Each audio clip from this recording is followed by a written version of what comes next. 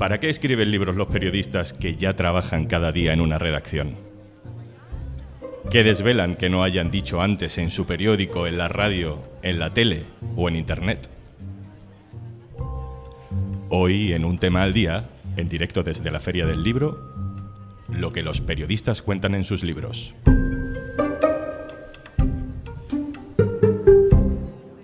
Una cosa antes de empezar.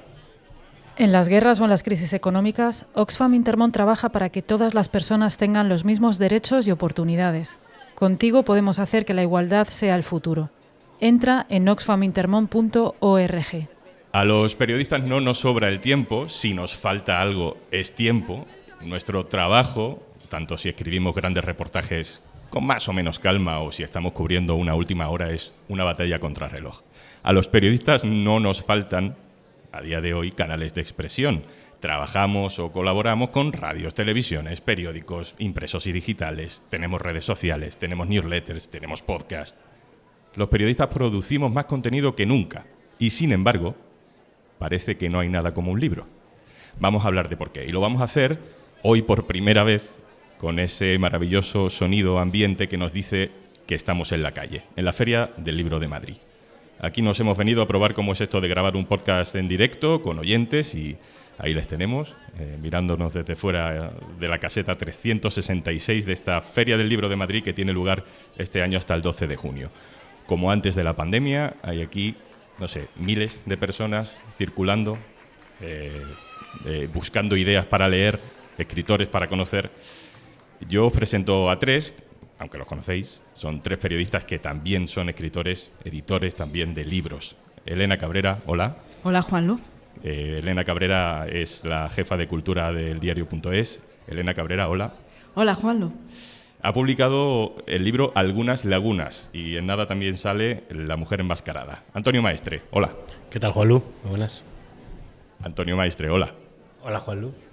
Antonio Maestre ha publicado recientemente el libro Los rotos, en el que habla de la lucha de clases. Es compañero de tertulias de radio y televisión, también escribe en el diario.es cada semana y si te haces socio, por cierto, del diario.es esta semana, te llevas un libro, Antonio, dedicado, firmado. Le hemos puesto curro. Si tenéis ahí alguna duda o queréis hacerlo, socios@eldiario.es y Antonio os firma y os dedica el libro, ¿correcto? Correcto, ahí estaré trabajando. Muy bien. Álvaro Llorca, hola. Hola, Juanlu. Álvaro Llorca, hola. Hola, Juanlu. Álvaro Llorca es editor de Libros del Cao, una editorial que publica crónica periodística por la que han pasado muchos amigos y compañeros que conocemos y todos muy contentos de haber pasado por sus manos como editor. Voy a empezar preguntando algo muy sencillo. ¿Por qué, con todos los medios que tenemos a nuestro alcance, escribís libros? Antonio, ¿por qué? Bueno, hay varias razones fundamentales. La primera es que hay gente que quiere hacerse reconvirtiendo en criptomonedas. Yo aspiro a hacerlo con un libro. Así estoy desubicado. Otra de las razones fundamentales es que creo que es un formato que no provoca ruido en la respuesta, es decir, me permite que no me interrumpan al poder expresar con facilidad lo que yo pienso, ¿no? De una manera profunda o de una manera analítica, sin que haya ruido en la respuesta. Y luego, aparte, que creo que es el formato que me permite una expresión mucho más extensa, de un pensamiento más elaborado, que otros medios, pues obviamente no me lo permiten, ¿no? Así que creo, y también una cierta mitificación del formato, ¿no? Que creo que en mí viene por un origen, por mi origen de clase, que yo tenía el libro como una especie de fetiche, y eso no se ha perdido, ¿no? Y todavía sigo con él. Ahora volvemos sobre ese tema del fetiche que creo que es interesante. ¿Hay cosas que explicas en ese libro que no podrías contar en la tele? En la tele seguro que no. Es decir, aunque luego aparte, precisamente cuando escribes, sí te da la oportunidad de hacerlo, ¿no? Es decir, porque a veces con las entrevistas o con programas que hay a raíz de la publicación de ciertos libros, pues te lo permite hacer, pero de otra manera no son temas que tienes la oportunidad de expresar en el libro, en televisión, y sobre todo con la profundidad con la que quieres hacerlo y con los matices con los que quieres hacerlo. ¿Pero es más un tema de temática o de tiempo? En mi caso, ambas cosas. Yo creo que los temas que yo trato no son temas que generalmente estén en la actualidad en el día a día, ¿no? Y que son algo que te permite, o que tienes tú, tienes interés por ellos y obviamente en la actualidad y en el día a día no están. En mi caso, no quiere decir que haya gente que también lo haga, ¿no? Elena, en tu caso, ¿por qué? ¿Por qué escribes libros? Para quitarme la camisa de fuerza, esa que nos ponen en la facultad y en la redacción y que nos atormenta cada día cuando escribimos un reportaje, una noticia. No te salgas de estas normas. Utiliza las herramientas del periodismo tal y como te hemos enseñado durante tantos años. Entonces, de repente tener la oportunidad de tener un espacio en el que puedes saltarte un poquito esas normas, investigar, ver qué pasa, experimentar, jugar con los géneros, por ejemplo, ¿no? Cuando estamos en los medios decimos, ¿esto qué es? ¿Es un reportaje? ¿Es un análisis? ¿Es un perfil? Bueno, pues no tienes que autodefinirte de esa manera en un libro. Y para una cosa más, que yo creo que la podemos confesar ya, y es porque nos gustaría también a los periodistas pasar a la posteridad. Igual pensamos que en los medios no lo vamos a conseguir, porque, en fin, hojas volanderas, ¿no? Y el libro es ese fetiche que estabais comentando, que nos sirve como para tener un estatus. Yo no sé, Álvaro, tú como editor, si percibes ese fetiche, ese acceso a la posteridad, como decía Elena. Los periodistas que se acercan a vosotros, a Libros del Caos, ¿qué buscan? Pues yo creo que hay dos grandes categorías. Ves a los periodistas que quieren escribir un libro, te dicen quiero escribir un libro, tengo estos temas, y luego hay otros periodistas que se acercan diciendo, bueno, este tema me ha impactado mucho y no he tenido la oportunidad de desarrollarlo tanto como me gustaría en el medio en el que trabajo. Entonces piensan trasladarlo para profundizar en él, porque es un tema que le ha llegado personalmente, y se dirigen a nosotros por ello. Yo personalmente, generalmente el segundo caso, el de la gente que quiere contar un tema que le ha tocado particularmente, suele dar resultados un poco más bonitos y profundos. Tampoco quiero decir que el otro camino lleve a resultados también muy buenos, porque significa empezar a recorrer un camino que no sabes a dónde te puede llevar y te puede llevar a sitios muy buenos. Pero sí que percibo cierta fetichización del formato también y como que queda mucho más serio cuando lo lees en un libro. Tiene un peso por tantos siglos de cultura escrita, y que el libro ha sido lo que desde los tiempos de Gutenberg ha sido lo que tienes que contar importante, tenías que decirlo por libro, y yo creo que eso influye también. Yo hay una cosa que creo que es muy difícil hacerte una carrera en lo nuestro, ¿no? En la comunicación, sin tener algo que te legitime como es un libro. Creo que te presenta de una manera diferente, ¿no? En tus biografías, por ejemplo, ¿alguna vez habéis visto una presentación de un periodista que diga Antonio Maestre, autor de 2.500 artículos? No, pero en cambio sí con los títulos de los libros, ¿no?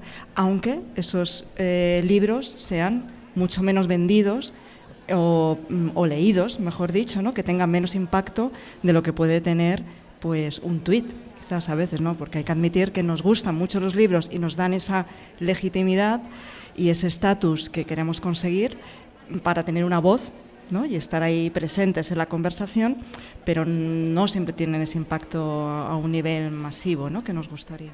¿Tú has notado, Antonio, que alguna gente te trata diferente desde que escribes libros? Eso no. En mi caso Ni no. por esas. No, pero sí es cierto que para mí sí es relevante, ¿no? Porque me permite además fijar mi propia línea editorial. Es decir, me permite fijar un trabajo, en mi caso, ¿no? Que yo soy autónomo, freelance, y que trabajo en muchos medios y que al fin y al cabo todo mi trabajo está como muy disperso, ¿no? Porque son muchos artículos en muchos lugares, intervenciones, redes sociales. Al final yo creo que el trabajo el que hago en los libros fija cuáles son mis intereses, fija cuáles son mis prioridades, nadie me las fija, soy yo el que las decide, y me permite ir estableciendo poco a poco una especie de corpus propio que me permite presentarme ante la opinión pública como este soy yo. Es decir, y más allá de lo que me dicen o me marcan en la agenda pública, sino esto lo decido, estos son mis intereses, esta es mi manera de trabajar y este es mi pensamiento. Sí, porque muchas veces como tertuliano te dicen, porque a mí me lo dicen, ¿y por qué no habláis de? Dice, bueno, porque es que pues nadie no lo decido yo, de que se habla o no se pone, habla. En un libro sí, ¿no? En la escaleta, es decir, no tengo yo la capacidad de decidir cuál es la escaleta y hablo de qué son los temas que me ponen, pero mi libro los decido yo, elijo la línea editorial, elijo los temas y están ahí para que quien se quiera preocupar por cuál es mi pensamiento o cuál es mi trabajo, ahí lo tiene, ¿no? Ya para poder hacerlo. La cara B de eso, Álvaro, es que os llegamos los periodistas que queremos hacer un libro, los periodistas que quieren hacer un libro, creyendo que las editoriales van a decir que sí a todo. Os buscamos como un espacio de libertad y vosotros luego, ¿qué? A ver, nosotros tenemos nuestras limitaciones porque, bueno, al final hay muchos tipos de editoriales también. La nuestra en concreto es una editorial pequeña que publica bastante poco. Entonces hay muchos libros que no llegan a verse publicados con nosotros. Pero bueno, por lo general la gente lo entiende. Nosotros procuramos responder a todas las envíos de manuscritos con el máximo cariño y la gente por lo general lo entiende. Ahora creo que voy a tirar un poco piedras contra mi tejado, pero trabajo en una editorial, pero os pediría que por favor no valoréis mucho más a las personas que publican libros como periodistas que a gente que no lo hace, porque para publicar libros es verdad que necesitas una inversión de tiempo, también hay gente que tiene cosas muy interesantes que contar, pero que no tiene ese prestigio que muchas veces te abre la puerta desde editoriales. Entonces, yo creo que el formato libro está muy bien, es muy bonito, permite cosas que no permiten otros formatos, pero no es mucho mejor que gente que hace periodismo a través de Twitter hasta con sus vídeos, con cualquier formato. Hay maneras de hacerlo muy bien y cada una pues tiene unas barreras de acceso, unas mayores, otras menores, y la industria de los libros pues tiene unas barreras de acceso bastante grandes. ¿Qué trabajo de vuestro catálogo de crónica periodística destacarías como un ejemplo de lo que puede conseguir un libro a la hora de hacer periodismo, que quizás se diferencie un poco de lo que normalmente podemos hacer desde los medios de comunicación? Vale, cada historia, siempre nosotros pensamos que cada historia tiene un formato para ser contado. Entonces nosotros tenemos que pensar, vale, esta historia, ¿qué es lo que puede aportarle el formato libro? Y una vez que lo decidimos, intentamos profundizar al máximo todas esas características peculiares. El libro te ofrece pues, jugar con una serie de elementos narrativos, aportar muchísimo contexto, dar voz a distintos personajes, jugando con distintas herramientas que hacen que el mensaje llegue de otra manera. Nosotros, bueno, quizá el libro por el que somos más conocidos sea Fariña, de Nacho Carretero, y ese sería un buen ejemplo de todas las posibilidades que tiene un libro desde el punto de vista periodístico. Es un libro que abarca un periodo de tiempo muy largo, que se detiene mucho contando los orígenes hasta geográficos e históricos de por qué Galicia llegó a la situación a la que llegó en los años 80, y entonces, bueno, nuestra misión como editores es intentar acompañar a los autores y encontrar, digamos, cincelar un poco ese libro para sacar el máximo partido desde el punto de vista periodístico, conociendo bien el formato. Déjame que utilice el ejemplo de Fariña para decir que creo que muchas de las cosas que se escriben en ese libro, o al menos muchas de las páginas que hay en ese libro, no se podrían publicar, no pasarían el filtro en el 90% de los medios de comunicación impresos, vamos a decirlo así, o digitales incluso, profesionales en España. Lo digo yo para que no lo tengas que decir tú. Hablemos de ese filtro ideológico, de esa posible censura en los temas. ¿Es también un refugio para ese tipo de cosas? En tu caso, Antonio, por ejemplo.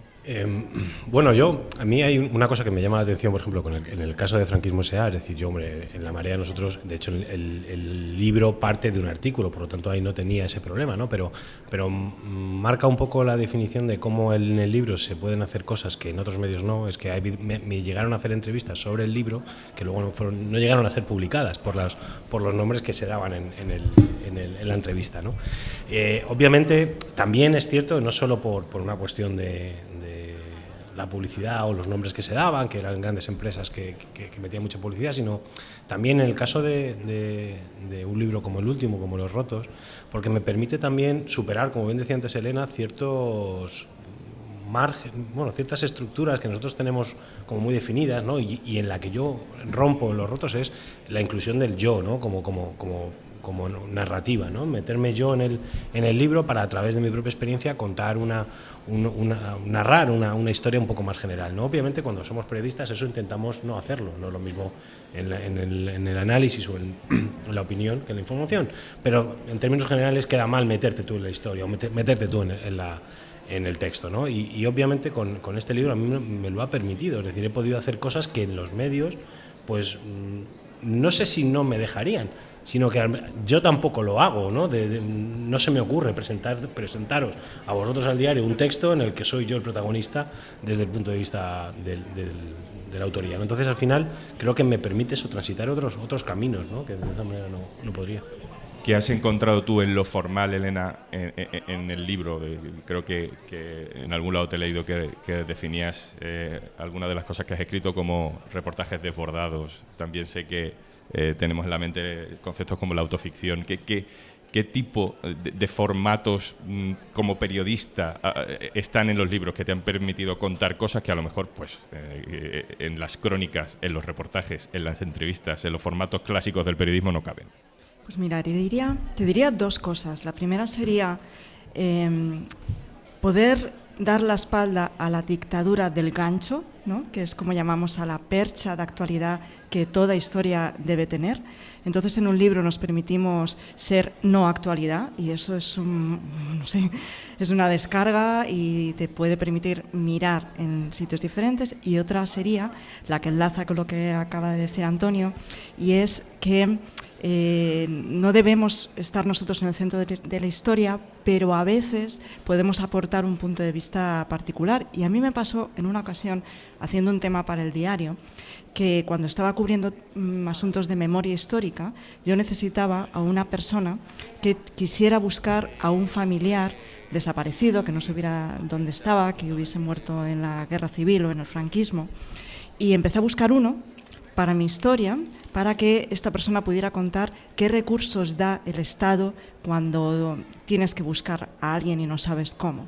Así que comencé a ver quién podría ser el personaje de mi historia y 2 o 3 días después, de repente pensé, casi por primera vez en mucho tiempo, pero si yo tengo un abuelo desaparecido y nunca he pensado en buscarlo, hice un pequeño truco. Y dije, bueno, igual por una vez me voy a usar a mí misma, que voy a solucionar el tema más rapidito y en lugar de en 5 días, lo mismo en 2 ya me lo hago. Y por eso mi libro es un reportaje desbordado, porque lo comencé como un reportaje y cuando empecé a indagar profundicé tanto y caí en unos abismos, en unos hoyos tan grandes y se destaparon, se descosieron unas heridas tan gigantescas que ya no cabían en un reportaje, pero sí cabían en un libro. Y ahí es como pude escribir durante mucho tiempo algunas lagunas. Ya no cabía en el diario.es, pero sí en las páginas de un libro. Sí, una cosa que me parece interesante porque cómo funciona como vehículo. Yo en mi caso en Los Rotos, cuando digo que el yo como vehículo funciona muy bien en este sentido porque yo quería contar cómo el origen social te determina y te dificulta el acceso, el progreso y intentar, ¿no?, desarrollarte en la sociedad y conseguir el éxito social, entendido en términos capitalistas, ¿no? Claro, los periodistas tenemos entendido que para contar eso tenemos que buscar testimonios, ¿no? Tenemos que buscar fuera y buscar gente que nos lo cuente. Pero claro, el libro me permitía, a través de mi propia experiencia, es decir, ser yo el vehículo narrativo que me permite contar una realidad mayor, que nadie mejor que yo me conozco y sabe cuál es la experiencia que he vivido, hasta qué punto es interesante para poder contar una historia, y que de otra manera me sería mucho más difícil llegar a una confianza tal con alguien con el que puedo hablar para poder sacar todas las experiencias íntimas que yo sí tenía, ¿no? Entonces, claro, esto en un reportaje periodístico no se puede hacer, pero yo en el libro pues lo podía hacer y creo que esos son unos límites que te plantea transgredir el formato libro. Álvaro, para editar libro a un periodista, ¿hay que ser periodista?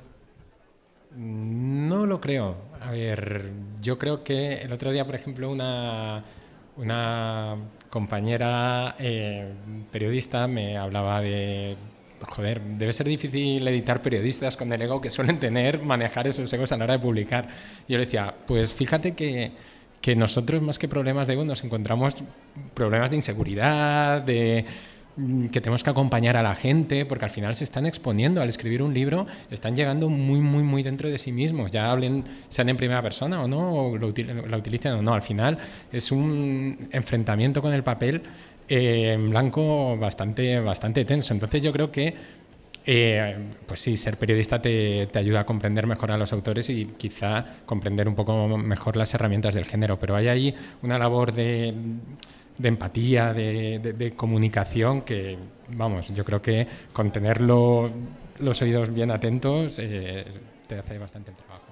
Claro, tú hablas de empatía, pero como conocemos a gente que ha hecho libros con Libros del Cao, también sabemos que hay exigencia, que hay seguimiento, que pedís, no, esto tienes que reescribirlo. Esa labor de editor que muchas veces en los medios de comunicación se supone que hacemos, y lo digo como jefe y editor durante un montón de años en un medio que todos los días he estado editando a otros compañeros, que deberíamos tener más tiempo para hacerlo y deberíamos hacerlo mejor. Vosotros tenéis ese tiempo. No sé si los compañeros que escriben libros viniendo de medios de comunicación están acostumbrados a ese tira y afloja continuo que supone la edición de un libro.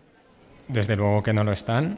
Es una de las ventajas de ser un medio tan pequeño, ¿no? Que nosotros ponemos las reglas y una de las nuestras es disfrutar un poco este proceso de comunicación entre autor y editor, porque bueno, nosotros les acompañamos en el texto, les decimos profundiza más por ahí, esta parte no está muy bien, intenta mejorarla, no siempre es bien recibido, pero al final siempre lo agradecen, porque es que el periodista y el escritor muchas veces pues se siente solo y lo que necesita es sentirse escuchado. Y generalmente, pese a los tiras y aflojas puntuales, lo agradecen un montón y suelen hacernos el mismo comentario. Ojalá esto se trabajase más en los medios habituales, porque las historias llegarían más lejos. Hablemos de la memoria, de cómo un libro puede ayudarnos a comprender el mundo yéndonos a esa cosa que ya pasó, ¿no? En los medios de comunicación estamos todo el día contando lo que está pasando, lo que pasó ayer, lo que creemos claves de lo que va a pasar pasado mañana por lo que nos dicen nuestras fuentes, pero salvo en reportajes puntuales nos cuesta explicar lo que sucede todos los días, lo que no es una gran novedad o lo que quizá hay en el pasado para comprender el presente. En el libro del ejemplo que contabas, Elena, antes es clarísimo, el libro sobre el franquismo de Antonio también, es útil, ¿no? para dibujar la historia. Yo creo que es imprescindible, pero porque además el formato libro es además de empujar a la reflexión, una reflexión más profunda, más mesurada, porque obviamente el lector con el libro pues tiene una relación de más tiempo, de mayor posibilidad de reflexión, tienes más extensión a la hora de poder transitarlo, pero que creo que lo que produce es un efecto en el lector que huye de todo lo que estamos viendo en la espuma, ¿no? de estos días, en lo que lo único que tienes que intentar es epatar, es llamar la atención con una superficialidad que a veces te exige el tiempo, te exige la agenda, la opinión pública, y yo creo que todo lo que sea mirar hacia atrás para poder comprender, y que el formato libro yo creo que lo permite, ¿no? Hoy me dijo el otro día un lector que con el libro, con el último libro, me dijo una frase que me llamó mucho la atención, y es que no había humo y que no buscaba incendios, ¿no? Y claro, para mí eso es la mejor crítica que me han hecho en la vida sobre un libro, porque en un tiempo en el que lo único que tú tienes que intentar en la opinión pública, en los medios de comunicación es eso, es incendiar para que provocar una reacción, ya sea buena o mala, y que así, bueno, pues por ser el centro de atención de todo el mundo, pues encontrar un espacio en el que lo único que buscas es un espacio íntimo de comunicación entre tu labor, ¿no? y la del lector, pues creo que es algo que es maravilloso y que solo permite el libro ahora mismo. retomando un poco lo del impacto, porque hablas de intimidad y hablas de no buscar la polémica y no buscar el impacto por el impacto, pero por el otro lado también queremos que la gente nos lea para precisamente, bueno, pues todas esas cosas que decimos que tiene el periodismo de vocacional, ¿no? Yo no, te pregunto porque yo no sé si aquí me estoy proyectando a mí mismo, ¿no? Pero yo hace unos años escribí un libro, ese libro lo leyó gente, pero no lo leyó muchísima gente. De hecho, siempre he pensado que aquel libro... me parece maravilloso que cada uno de los lectores lo leyera, pero lo ha leído menos gente que cualquier artículo, que cualquier newsletter que mando cada mañana o que cualquier reportaje que haya hecho durante todos estos años. Os quiero preguntar, ¿hasta qué punto o en qué momento el libro sirve para refugiar cierta intimidad y no tanto para... o para dar ese barniz de fetiche a nuestra carrera, ¿no? ¿Cómo hacemos que esos libros tengan algo más de impacto? ¿O acaso la vida del libro va más allá del propio libro? Porque luego nos hacen entrevistas y eso retroalimenta un poco la historia que estamos contando. Bueno, al final la pretensión obviamente del libro es que, lo he dicho, mi pretensión, y no voy a insistir, es hacerme rico y no tener que trabajar más. Es decir, entonces mi pretensión siempre es que el libro se venda muchísimo, que todavía no lo he conseguido, pero... esa es mi pretensión. Lo que pasa que a veces buscas llegar por otros medios, ¿no? a esa pretensión, ¿no?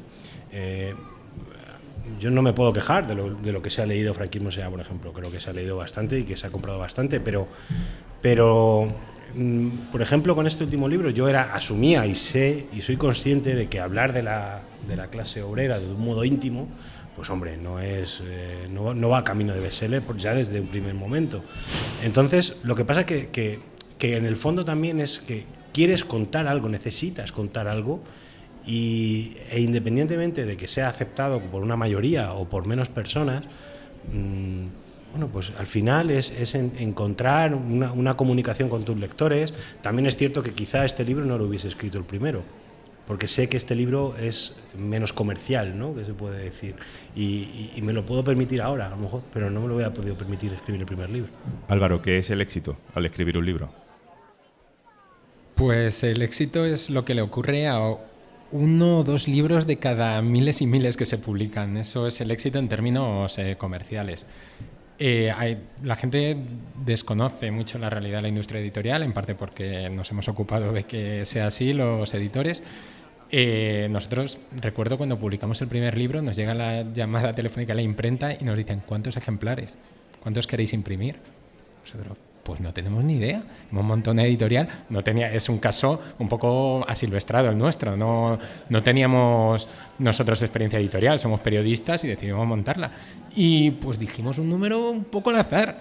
Y bueno, al final no nos equivocamos, pero la gente no nos dio mucho consejo. Entonces, si nosotros, que estamos montando una editorial, que somos periodistas y estamos acostumbrados a hacer preguntas, que preguntamos a bastante gente, no conseguimos saber cuánto vendía cada libro, pues...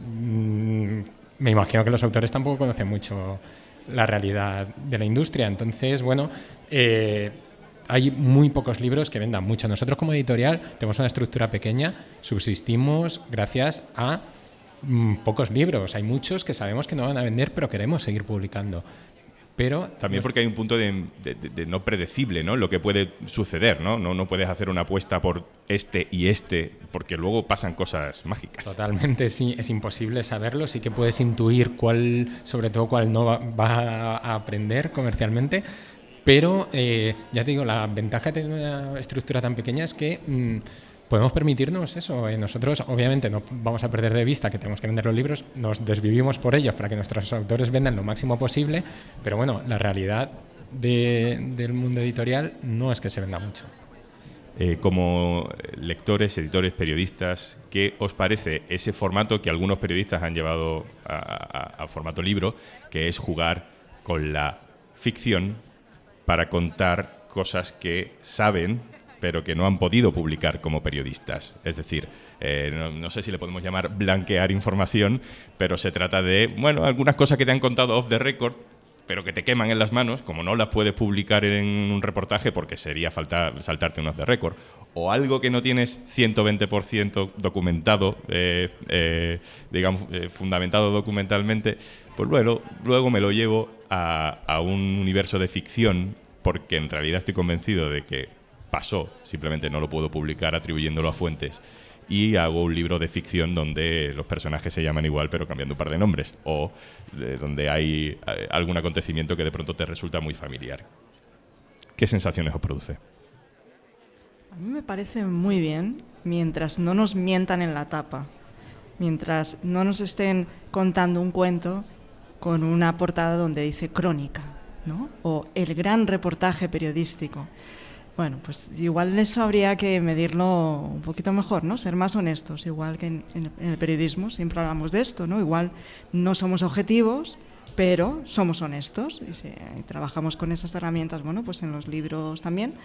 Y a veces creo que también que hay autores, hay novelistas que quieren hacerse pasar por periodistas, ¿no? Igual que hay periodistas que nos queremos hacer pasar por novelistas. Creo que, bueno, que habría que dejarlo un poquito más claro. A mí me parece deshonesto. No creo que sea... No es algo con lo que me siento cómodo ni al leerlo, ni al saber qué se hace, ¿no? Hay algunos... O el cambiar el nombre de la persona a la que te refieres, pero que todo el mundo sepa cuál es la persona a la que te refieres, ¿no? Para evitar una querella, pero que puedas decirlo, ¿no? No sé, yo creo que en ese sentido... con eso no me siento cómodo. O sea, es decir, si de verdad quieres contar ficción, cuenta ficción, pero entendida como es la ficción, ¿no? Pero en el momento de que intentas pasar por ficción algo que no te atreves a decir y que utilizas artificios para que la gente entienda a quién te refieres, pero curándote un poco para que no te cree ningún problema, pues eso me parece bastante deshonesto. ¿Y como lector no te encanta? Esto es un pecado, sí, en el fondo lo lees y dices tú, joder, qué bien, pero luego dices, es una putada, una cabronada, ¿no? Por mi parte, bueno, yo pienso que hay casos y casos, que tampoco se puede generalizar en este caso, porque bueno, pues habrá gente que viva en unas condiciones en las que se ha delicado, pues estoy pensando en gente que trabaja en países en conflicto y tal, que bueno, que yo qué sé, pues ahí se puede debatir. Como norma general, yo diría un no rotundo. Y sobre todo, por ejemplo, pienso en el famoso A Sangre Fría de Truman Capote, que hay un caso muy paradigmático que dice que en un momento que una de las víctimas y su novio, pues ella era la reina del baile en los institutos y él era el mejor jugador de baloncesto de su instituto. Y entonces entrevistaron al tío, al protagonista del libro, y dijo, pero si yo soy un paquete jugando al baloncesto. Es en plan, ¿qué necesidad, Truman Capote, tienes de decir que es una estrella del baloncesto? O sea, lo que estás intentando arrimar la realidad a unas estructuras narrativas que todos tenemos muy interiorizadas, pero al final no dejan de ser tópicas. Estás traicionando un poco la riqueza de la realidad. ¿Tienes tú como editor un sexto sentido para identificar cuando una descripción o cuando una escena o cuando un nivel de detalle es demasiado bueno? Como para decir, y aquí lo mismo, alguien está pintando el cuadro más allá de lo que sabe. Sí, porque como editor tienes que sospechar de todo. Tienes que sospechar de todo y a veces injustamente sospecharás, pero bueno, tú tienes la obligación de preguntarlo, aunque sea incómodo. Y sí, yo creo que sí lo desarrollas, pero bueno, cualquier lector atento, y yo considero que en general el público es un lector bastante atento, lo puede detectar también. Quiero terminar hablando del futuro, que es una manera como cualquier otra de terminar, preguntándoos cómo creéis que va a sobrevivir el gran formato periodístico, si creéis que en Internet va a haber cada vez más sitios donde algunas cosas que ahora no son posibles puedan ser posibles, o veis que el libro es el lugar de refugio para el periodismo, aunque hayamos dado por muerto el papel 70 veces. Elena. Yo a menudo me acuerdo de cómo era no me acuerdo porque lo haya vivido, iba a decir, el periodismo de hace un siglo, ¿no? No soy tan vieja, pero sí leyendo pues muchos libros que ahora se rescatan de artículos que se escribían pues en una época dorada del periodismo en España, los años 20, los años 30, ¿no? Ignacio Carral, que a mí me gusta mucho, y veo esas crónicas y pienso, ya no hay espacio para ese tipo de periodismo en los medios. ese lugar donde confluye con la literatura y bueno, puede experimentar un poco más, ¿no? Ahora los medios son otra cosa. Así que creo que ya no van a volver a ser los periódicos como eran hace un siglo, y en su lugar natural pues son los libros. También creo que se publica demasiado, igual que también se escribe demasiado en todos los ámbitos, y que estamos en un momento de expansión que también tenderá a irse un poquito para atrás, ¿no? A contenerse. Pero sí que pienso que son los libros el lugar para las grandes historias. ¿Quién de los tres va a renunciar al libro para que no se escriba demasiado? ¿Quién se presenta voluntario para no escribirlo? Bueno, yo creo que me he quedado, por ahora, siempre que entregas un libro te quedas un poco vacío, ¿no? Entonces piensas que va a ser el último y que no eres capaz de volver a escribir otro, ¿no? Así que bueno, yo por ahora estoy satisfecho mi ego y mi capacidad por ahora. No quiere decir que no vuelva a caer, pero sí estoy muy de acuerdo con Elena que al final el libro va a perdurar. Por mucho que existan nuevos formatos periodísticos, el libro ha sobrevivido a todo, ¿no? y sigue estando vigente. Y yo creo que aporta una valía, aporta ciertas perspectivas que no se encuentran en otros espacios, ¿no? Y si bien es cierto, de verdad, que se publica demasiado, pues como bien has dicho, tampoco soy quien para decir quién merece y quién no merece publicar, ¿no? Álvaro, ¿por qué camino? Es decir, ¿qué tipo de expresiones, formatos periodísticos se están abriendo camino cada vez más? ¿Qué tipo de cosas quiere leer la gente que sean periodísticas en un libro? A ver, temas concretos. Eso fluctúa bastante. Yo creo que, pues hombre, ahora hay una serie de temas sobre la mesa que está muy bien. Pues digamos, se ha diversificado un poco la gente que solía escribir libros. Ahora es mucho más diversa y eso hace que podamos publicar muchos temas de los que antes no se hablaban, por un lado. Y bueno, yo creo que esta está siendo la gran novedad, pero en cuanto al formato libro yo también soy optimista, porque bueno, conforme más concentración haya, menos cabeceras haya, pues los grandes periodistas que hay, aunque no publiquen en los grandes medios, pues tienen ahí un vehículo de expresión para que no, aunque fuese, porque no pueden hacerlo en otro sitio, por desgracia, pero bueno, ahí van a encontrar siempre. La estructura es mucho más variada, la industria es mucho más diversa y yo creo que ahí van a poder encontrar un hueco. O sea que... ¿Sabes qué otro valor muy bonito tiene el libro, Álvaro, que no hemos comentado? Que es que en estos tiempos de sobreexposición el libro es un refugio para no exponerte tanto, contar algo dentro de las tapas de un poco más difícil acceso que las redes, ¿no? Que lo que está al alcance de todos, y quizás ponerle un poquito más de sinceridad, de intimidad de lo que te permiten los medios. Solo una cosa, es decir, me contaron que lo que no quieras que se sepa, que lo cuentes en un libro, ¿no? Pero es cierto lo que dice Elena, es decir, yo lo que cuento en Los Rotos, desde el punto de vista íntimo y personal, no me habría atrevido a escribirlo de una manera que se pudiese viralizar en redes. Y un libro no se puede trolear. Una cosa antes de marcharnos. Paciencia. Dícese de la virtud de tener que acabar todas las tareas que tienes pendientes hoy para poder hacer algo que te gusta. Bueno, eso antes de que llegara Podimo. Y si no sabes de lo que estoy hablando, entra en podimo.es/aldía y disfruta de 60 días gratis para disfrutar de todos los podcasts y audiolibros que tienes disponible.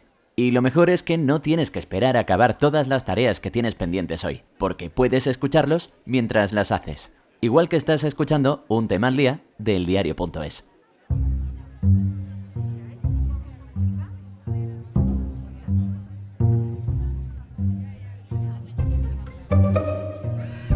Antonio Maestre, Álvaro Llorca, Elena Cabrera, muchísimas gracias por venir y por compartir este rato con nosotros. Muchas gracias. Gracias a vosotros. Al público que estáis ahí fuera, que habéis estado escuchando esta grabación de Un Tema al Día desde la Feria del Libro de Madrid, ha sido una experiencia extrañísima pero inolvidable. La próxima vez rompemos los cristales del estudio para poder abrazarnos durante el programa. Muchísimas gracias por haberos arremolinado aquí alrededor, ha sido de verdad muy emocionante.